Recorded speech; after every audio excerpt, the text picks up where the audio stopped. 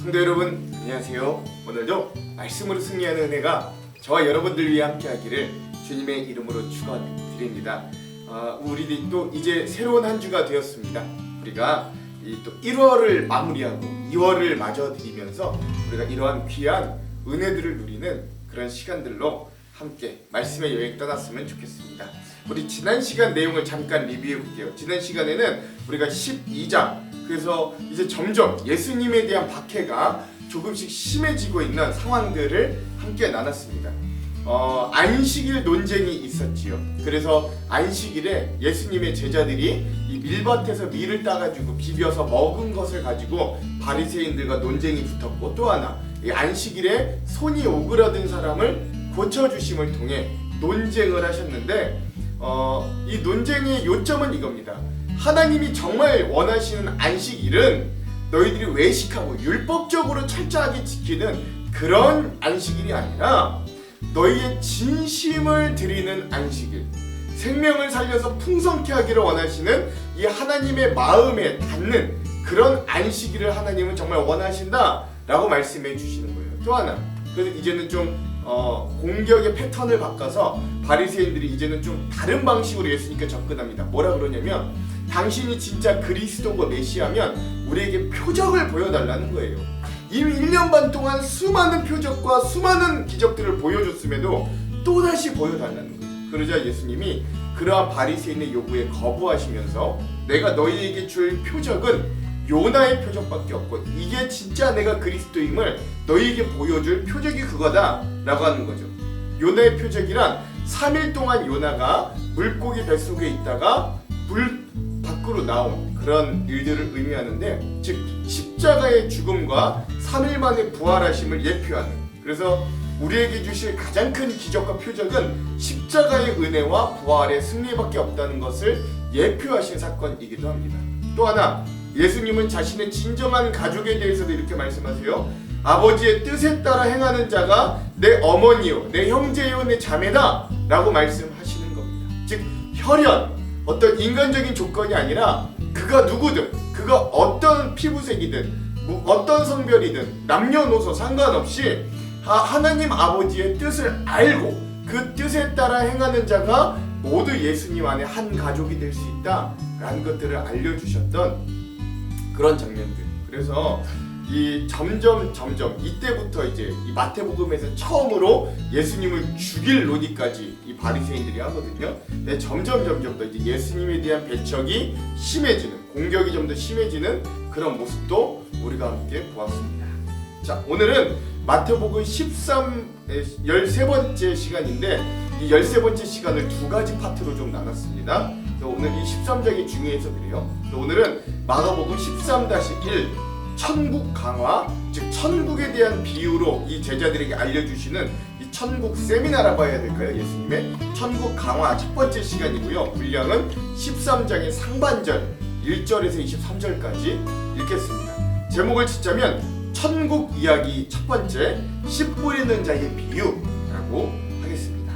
자, 그럼 이 13장의 내용을 들어가기 전에 두 가지 맥을 짚고 가볼게요. 첫 번째, 오늘 이 13장 상반절, 우리 씨 뿌리는 자의 비유를 통해 씨를 뿌리시는 농부의 입장을 우리가 한번 새롭게 깊이 묵상해 보았으면 좋겠습니다.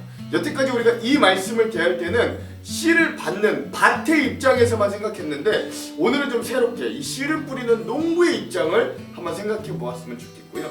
두 번째, 오늘 이 씨 뿌리는 자의 비유에 대한 전통적인 해석과 또 새로운 해석도 같이 알아보는 그런 시간들이 되었으면 좋겠습니다. 자, 그럼 13장의 내용으로 들어가 볼게요. 13장 상반절 1절에서 23절은 씨 뿌리는 자의 비유와 그 해석에 대해서 나옵니다. 먼저 첫 번째, 예수님이 천국, 13장 전체가 천국 비유에 대한 7가지 비유가 있는데, 그 중에 첫 번째로 뭘 이야기하시냐면 씨 뿌리는 자의 비유를 말씀하십니다. 이게 뭘 의미하냐? 이 땅에 뿌려지는 하나님의 나라를 의미하기도 하는 거예요. 그래서 천국 비유입니다. 내용은 이렇습니다. 그날에 예수께서 집에서 나오셔서 바닷가에 앉으셨다. 많은 무리가 모여드니 예수께서는 배에 올라가서 앉으셨다. 무리는 모두 물가에 서 있었다. 예수께서 그들에게 비유로 여러 가지 일을 말씀하셨다. 그는 이렇게 말씀하셨다. 보아라, 씨를 뿌리는 사람이 씨를 뿌리러 나갔다. 그가 씨를 뿌리는데 더러는 길가에 떨어지니 새들이 와서 그걸 쪼아 먹었다. 또 더러는 흙이 많지 않은 돌짝밭에 떨어지니 흙이 깊지 않아 싹은 곧 났지만 해가 뜨자 타버리고 뿌리가 없어서 말라버렸다. 또 더러는 가시덤불에 떨어지니 가시덤불이 자라서 그 기운을 막았다. 그러나 더러는 좋은 땅에 떨어져서 열매를 맺었는데 어떤 것은 100배가 되고 어떤 것은 60배가 되고 어떤 것은 30배가 되었다. 귀 있는 사람은 들어라. 이렇게 말씀하시는 겁니다. 너무 잘 아시는 말씀이기 때문에 별 다른 설명하지 않을게요. 자, 그런데 재밌는 건 뭐냐면 이런 이 씨 뿌리는 비유를 예수님이 말씀해 주시고 이 씨를 뿌리는 씨 뿌리는 자의 비유를 설명해 주시는 해설해 주시는 장면 사이에 제자들이 왜 이런 비유로 가르치시냐고 질문하는 장면이 있다는 거예요. 이제 비유의 목적과 진리를 깨닫는 자의 복에 대해서 말씀하십니다. 제자들이 다가와서 예수께 말했다. 어찌하여 그들에게는 비유로 말씀하십니까? 예수께서 그들에게 대답하셨다. 너희에게는 하늘나라의 비밀을 아는 것을 허락해 주셨지만 다른 사람에게는 그렇게 해주지 않으셨다.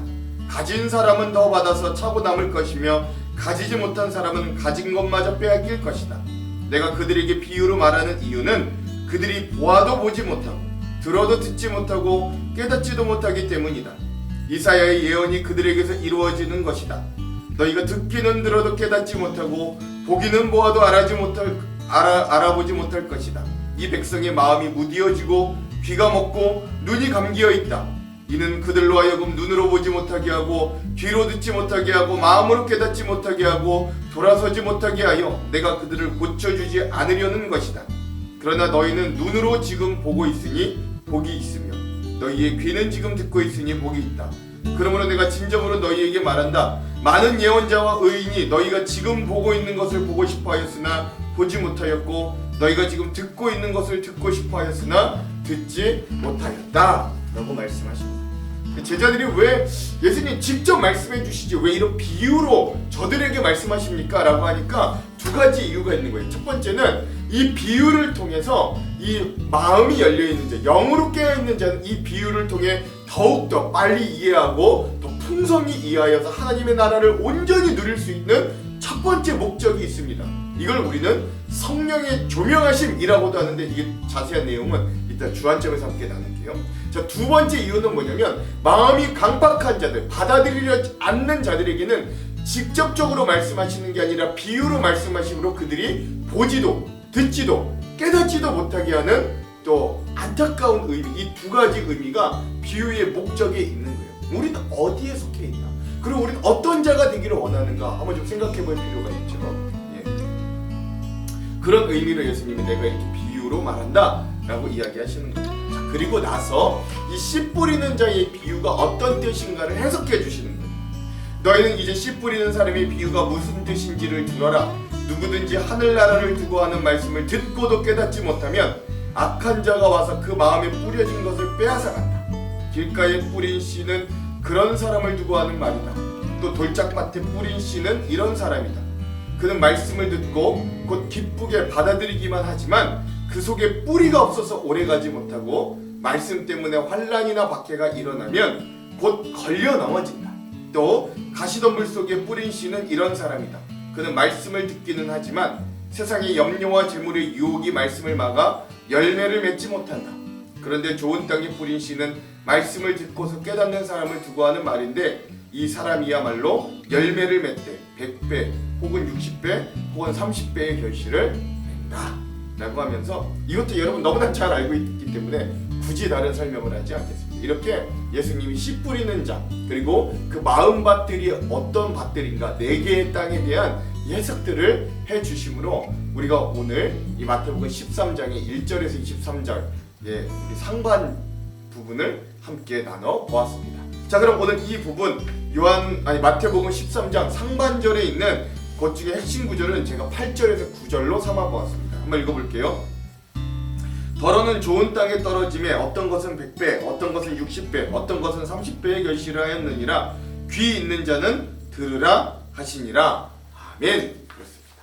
그래서 오늘 옥토에 떨어진 씨가 어떻게 열매를 맺는지 그리고 이런 비유에 귀 있는 자는 들어라 라고 하시는 이 예수님의 말씀을 오늘 말씀의 요절로 삼아 보았습니다. 자, 그럼 오늘 우리가 이 부분에 대한 주안점 세 가지를 함께 나누고 말씀을 읽어볼게요. 첫 번째, 오늘 우리가 읽을 이 마태복음 13장의 상반부는 우리가 너무나도 잘 알고 있는 씨 뿌리는 자의 비유가 등장합니다. 예수님께서는 이날 오전에 바리새인들과 안식일에 대한 논쟁을 끝내고 다시 오후에 자기를 따르는 무리들만 모아놓고 하신 오후 설교가 오늘 말씀이에요. 오전에는 좀 긴장감 넘치는 전투와 같은 분위기였다면, 왜냐면 바리새인들과 논쟁했으니까. 오후에는 한적하고 넓은 바닷가에서 많은 무리들의 기대감 속에서 예수님의 가르침, 말씀이 전파되는 장면입니다. 이건 사뭇 다른 분위기와 말씀이지만 이 말씀은 오전의 논쟁의 연장선상에 있는 거예요. 여러분, 이 씨 뿌리는 자의 비유의 전통적인 해석은 이 씨를 뿌리는 자가 하나님이시고 뿌려지는 씨앗은 복음, 말씀 또는 예수 그리스도 본인을 의미하기도 합니다. 그리고 그 씨앗이 뿌려지는 밭이 네 종류가 등장하는데 이것들이 바로 그 말씀을 또는 이 예수 그리스도를 받아들이는 우리 성도들의 마음 상태와 태도를 이야기한다고 할 수 있는 거죠. 그러니까 전통적인 해석이에요. 우리는 여기서 먼저 좀 씨 뿌리는 사람의 입장을 한번 생각해 보아야 합니다. 이 씨를 뿌리는 분은요, 어느 곳에든지 씨를 뿌려요. 근데 여러분 생각해 보십시오. 상식적으로 일반적인 농부가 하는 대로 그는 될성 싶은 좋은 밭에만 씨를 뿌리지는 않는 거예요. 그가 뿌리는 씨는 그게 어느 곳이든 던져지고 심어집니다. 오늘 말씀에도 보면 길가, 돌밭, 가시밭, 좋은 밭, 이 네 가지 땅에 모두 농부가 씨를 뿌리는 거예요. 우리는 보통 열매와 결과에만 집중하여 좋은 밭은 30배, 60배, 100배의 열매를 맺으니 거기에만 씨를 뿌리려고 애를 씁니다. 하지만 오늘 비유에 등장하는 농부는 모든 것에 씨를 뿌려요. 설령 그 밭이 바리새인들의 밭이라고 할지라도 그는 가시와 돌밭과 새들을 감수하고 인내하면서 씨를 뿌립니다. 이 상식적으로 맞지 않는 일을 하고 있는 농부의 심정은 과연 어떤 것일까요? 그게 바로 사랑인 거예요. 길가도 돌밭도 가시밭마저도 포기할 수 없는 사랑이 그 농부의 마음, 이 씨를 뿌리시는 하나님의 마음이라는 거예요. 그래야 이 어리석은 농부는 계속하여 씨를 뿌리는 일을 진행하고 있습니다. 이게 농부의 입장이에요.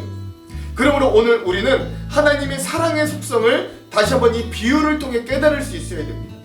사실 하나님은 우리와 달라서 우리의 상황과 상태를 보아가며 줄만한 자에게 은혜를 베푸시는 분이 아닙니다. 길가, 돌짝밭, 가시밭에 씨앗이 떨어지면 그 씨앗이 말라 죽거나 뿌리를 내려 자라더라도 결국 열매를 맺지 못할 걸 뻔하게 알면서도, 그것이 뻔함에도 참 농부이신 하나님은 그 땅들을 포기하지 못하시고 그 모든 땅에 말씀과 복음의 열매를 뿌리십니다. 다른 말로 하자면 그래도 기회를 주시는 거죠. 그 모든 땅에 말씀과 복음의 열매를 뿌리십니다. 그러므로 오늘 이 뿌리는 자의 비유가 일단락 마무리될 때 예수님은 9절에서 이렇게 말씀하시는 거예요. 귀 있는 자는 들으라 하시니라. 아멘. 그렇죠. 여기서 귀 있는 자란 천국의 복음을 제대로 들을 수 있는 분별력과 그 말씀에 순종하고자 하는 마음의 자세를 갖춘 자다라고 하겠습니다. 우리가 좀 정직하게 이야기하자면 우리 신앙인들의 마음이 항상 옥토일 수는 없잖아요. 우리도 항상 옥토이지는 못합니다. 솔직히 말하면 그래요. 우리도 때론 어느 부분에서는 길가와 같은 마음이기도 하고 어떤 때는 돌짝밭 같다가 또 어떤 때는 가시밭과 같은 마음일 때도 있습니다. 그러므로 중요한 건 내가 어느 마음이냐가 중요한 게 아니라 내가 어떤 마음이 되려고 노력하느냐가 중요한 거예요. 그러므로 오늘도 밭을 가리지 않고 말씀과 생명의 은혜, 복음의 은혜를 뿌리시는 하나님의 사랑을 깨닫기 바랍니다. 오늘도 나는 좋은 밭이어서 이 자리에 있다는 자만을 버리고 오늘도 여전히 전해지는 이 말씀이 나에게 생명력이 되도록, 오늘 그 말씀이 나에게 영향력을 행사하여 나의 삶이 변화되도록 애쓰는 그런 옥토밭이 되려고 노력하는 저와 여러분들이 되기를 간절히 소망합니다. 이게 그것이 어느 밭이든 씨를 뿌리시는 하나님의 사랑에 반응하는 우리의 모습일 거예요. 자, 두 번째. 근데 오늘 말씀에서 특이한 점은 이렇게 예수님께서 비유로 말씀하신 이유에 대해 제자들이 묻고 있다라는 거예요. 10절입니다. 어찌하여 그들에게 비유로 말씀하시나이까? 아멘. 그렇죠. 자, 근데 우리도 제자들과 같이 이 상황에서 나에게 이런 말씀을 가지고 듣게 하셨는지에 대해서 좀 끈질기게 물어볼 수 있어야 됩니다. 오늘 내 삶이 너무나 고단하고 지쳐만 가는데 예배와 기도와 묵상을 통해 받는 말씀은, 오늘 이 영상을 통해서도 지금 내가 듣고 있는 말씀은 어쩜 이리도 추상적이고 모호한 것으로 느껴질 때가 많은지 모르겠어요. 상황은 악화되고 잘해보려고 노력은 거듭 실패로 돌아가는데 당장 낫게 해주시고 해결해 주셔도 시원찮을 판에 이런 뻔한 믿음의 이야기만 주시니 때론 우리의 상황이 체념에서 분노로 바뀌어갈 때도 여러분 경험해 보셨을지 모르겠어요. 하지만 오늘 말씀은 그래도 끝까지 이 믿음의 자리를 지키며 질문해야 된다고 돌아서려는 우리의 어깨를 붙잡는, 주님께서는 질문하는 것이 바로 우리의 눈을 뜨는 거고 소리를 듣는 것이라고 말씀하시는 거예요. 질문이 있는 자를 받아 넉넉하게 되지만 질문이 없는 자는 그들이 들었던 말씀조차 잊게 될 것입니다. 이 12절을 패러디하자면 그런 거예요. 이런 질문을 하기 위해선 예수님을 봐야 하기 때문에 예수님을 찾아가야 되고 돌아가려는 흐름에 저항해야 되고 아는 척하지 말고 솔직하게 진심을 담아 말을 꺼내야 질문할 수 있는 거예요. 그렇죠? 단순한 정보를 넘어서 예수님과의 관계가 전제되어야만 다다를 수 있는 진리, 이런 질문이라는 두 글자는 마치 눈꺼풀이 열리는 것처럼 쉽고 뻔할 것 같지만 사실 지금 우리에게 가장 필요한 것임을 우리가 좀 믿을 수 있어야 돼요. 우리는 눈을 만드신 하나님을 기억하며 이 진리, 진실을 볼 때까지 눈을 감지 말아야 되고 답을 들을 때까지 우리의 귀를 닫지 말아야 돼요. 오늘 말씀이 16절에서 17절입니다. 그러나 너희의 눈은 봄으로 너희 귀는 들음으로 복이 있도다. 내가 진실로 너희에게 이르노니 많은 선지자와 의인이 너희가 보는 것들을 보고자 하여도 보지 못하였고 너희가 듣는 것들을 듣고자 하여도 듣지 못하였느니라. 아멘. 여러분, 같은 말을 들어도 그 깊은 의미를 깨닫는 자들이 있어요. 똑같은 성경을 읽고 똑같은 설교를 들어도 상황에 따라 나에게 주시는 깊은 은혜를 깨닫고 누릴 때가 있습니다. 세상 사람들이 잘 모르는 것 중에 우리 신앙인들이 가지고 있는 독특한 큰 기쁨 중에 하나는 바로 이렇게 말씀이 조명되고 눈으로 보이고 귀로 들리게 될 때를 경험하게 되는 것이에요. 그때 기쁨이 말로 할 수 없어요. 마음이 완악한 자들에게는 배척되고 거부되었던 이 진리가 오늘 우리에게는 하나님의 은혜로 말미암아 넉넉히 세상을 이기는 승리의 비결이요, 힘의 원천이요, 역사의 원동력이 되는 거예요. 이 조명을 통해. 그러므로 오늘 우리도 이런 말씀을 조명하며 깨닫게 해달라고 기도해야 돼요. 이 말씀이 온전한 하나님의 말씀으로 나에게 와닿을 수 있게 해달라고 성령님의 도우심을 간구해야 됩니다. 뻔한 말씀이 아니라 오늘 이게 정말 나에게 깨달아지고 다가오는 말씀이 되어야 돼요. 이번 한 주 이렇게 말씀이 들리고 보이는 조명의 은혜가 저와 여러분들의 삶에 가득하기를 축원드립니다. 마지막 세 번째, 마지막으로 오늘 말씀에는 예수님께서 씨를 뿌리는 비유를 해석해 주시는 장면이 등장합니다. 앞서 말씀드렸듯이 전통적인 해석은 이 비유들을 통해 말씀과 은혜가 우리들에게 주어질 때 그것들을 받아들이는 성도의 태도와 마음밭에 대한 상태로 받아들여져요. 맞습니다. 정확한 해석이에요. 길가는 어떤 마음이고 돌짝밭은 또 어떤 상태고 가시밭과 옥토는 어떠한 마음과 신앙의 상태를 의미하는지 저는 굳이 다시 한번 반복하지는 않겠습니다. 이미 여러분 많이 들으셨어요. 그리고 오늘 말씀에도 나와 있어요. 왜냐하면 이미 우리는 그 수없이 들어왔기 때문입니다. 그래서 저는 또 다른 측면에서 해석되는 은혜가 있음을 소개하려고 합니다. 그게 바로 천국이 이 땅 가운데 확장되는 걸 이 씨 뿌리는 비유가 현저하게 보여주고 있다는 사실입니다. 우리가 읽을 마태복음 13장은 처음부터 천국 비유에 대한 예수님의 강화, 즉 가르침이 있는 장입니다. 산상수훈으로 산으로 올라가서 새로운 모세가 되신 예수님께서 천국을 이 땅 가운데 살아야 할 제자들의 새로운 라이프 스타일, 즉 완성된 율법, 즉 새로운 삶의 양식에 대한 가르침이었다면, 그게 산상수훈이었다면 오늘 13장의 가르침은 천국이 우리의 땅과 삶에 어떻게 침투하였고 그 천국을 우리가 이 땅 가운데 어떤 자세와 태도로 받아들여야 하는지를 알려줍니다. 오늘 이 씨 뿌리는 비유도 그런 하나님의 나라를 이 땅 가운데 뿌려 펼치시는 하나님의 모습을 발견할 수 있는 거예요. 이게 또 다른 해석입니다. 그곳이 어떠한 상태의 밭이든 간에 씨를 뿌리시는 농부 되신 아버지 하나님은 이 땅에 그 아들 예수 그리스도를 생명의 씨앗으로 흩어 뿌려 보내주셨어요. 베드로전서 1장 23절은 이렇게 증언합니다. 너희가 거듭난 것은 썩어질 씨로 된 것이 아니요 썩지 아니할 씨로 된 것이니 살아있고 항상 있는 하나님의 말씀으로 되었느니라. 아멘. 그렇죠. 즉 이 씨앗은 썩지 않는 씨앗, 살아있고 항상 있는 말씀, 그 말씀 자체이신 예수 그리스도를 의미합니다. 그리고 그분이 이 땅에 오셨고 그래 그 말씀이 이 땅 가운데 하나님의 나라를 시작하고 열매를 맺기 시작하셨습니다. 그러므로 오늘 우리가 이 땅 가운데 예수 그리스도를 우리의 구주로 삼고 하나님 나라, 즉 천국을 살아가기를 소망한다면 우리도 오늘 우리에게 주시는 이 말씀을 듣고 깨달아 실천할 때 우리의 삶이 좋은 열매가 맺히는 천국으로 확장됨을 기억할 수 있어야 됩니다. 그러므로 이 땅에 천국을 흩어 뿌리시는 하나님과 그 보내심에 순종하여 이 땅에 오셔서 구원의 십자가 부활 사건을 완성하신 살아있는 씨앗 예수 그리스도로 인해 우리의 삶에 천국이 현재로 다가왔어요. 우리는 더 이상 미래의 천국을 기다리는 자들이 아니라 현재 이 땅 가운데 하나님의 나라를 만들어가고 그 열매를 맺어가는 옥토가 되어야 되는 사람들입니다. 그러므로 오늘 우리가 이 말씀의 여행을 통해 찬송가 438장의 후렴구처럼 주 예수와 동행하니 그 어디나 하늘나라를 경험하며 오늘도 승리하는 귀한 옥토의 삶이 되시기를 주님의 이름으로 축원합니다. 기도할게요. 하나님, 오늘 우리가 이 천국의 비유, 씨 뿌리는 자의 비유를 통하여 우리의 마음의 상태를 되돌아봅니다. 우리의 마음의 상태가 어떠하든 우리의 상황과 환경이 어떠하든 오늘 우리에게 말씀과 은혜를 또한 예수 그리스도를 살아있는 씨앗으로 보내어 주셔 흩어 뿌리시는 하나님 아버지의 사랑 깊은 마음도 이 말씀을 통해 깨닫게 하여 주시고 또 하나님, 오늘 우리 그런 주님의 사랑의 마음을 알고 깨달아 우리도 옥토 같은 마음으로 변화되어 열매 맺어 하나님의 나라를 이 땅 가운데 확장시켜가는 귀한 일꾼들이 될 수 있도록 인도하여 주시옵소서. 무엇보다 우리가 말씀을 읽고 보고 받을 때 우리의 마음을 조명하여 주셔서 이 말씀이 깨닫게 하여 주시고 보이게 하여 주시고 들리는 은혜도 허락하여 주시옵소서. 그렇게 하실 주님을 기대하며 예수님 이름으로 기도합니다. 아멘. 그럼 사랑하는 성도 여러분, 오늘 하루도 말씀으로 승리하십시오. 사랑하고 축복합니다. 화이팅!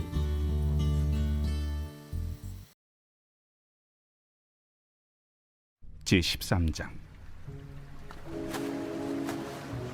그날 예수께서 집에서 나가사 바닷가에 앉으시매 큰 무리가 그에게로 모여들거늘 예수께서 배에 올라가 앉으시고 온 무리는 해변에 서 있더니 예수께서 비유로 여러 가지를 그들에게 말씀하여 이르시되 씨를 뿌리는 자가 뿌리러 나가서 뿌릴새 더러는 길가에 떨어짐에 새들이 와서 먹어버렸고 더러는 흙이 얕은 돌밭에 떨어짐에 흙이 깊지 아니하므로 곧 싹이 나오나 해가 돋은 후에 타서 뿌리가 없으므로 말랐고 더러는 가시떨기 위에 떨어짐에 가시가 자라서 기운을 막았고 더러는 좋은 땅에 떨어짐에 어떤 것은 100배 어떤 것은 60배 어떤 것은 30배의 결실을 하였느니라.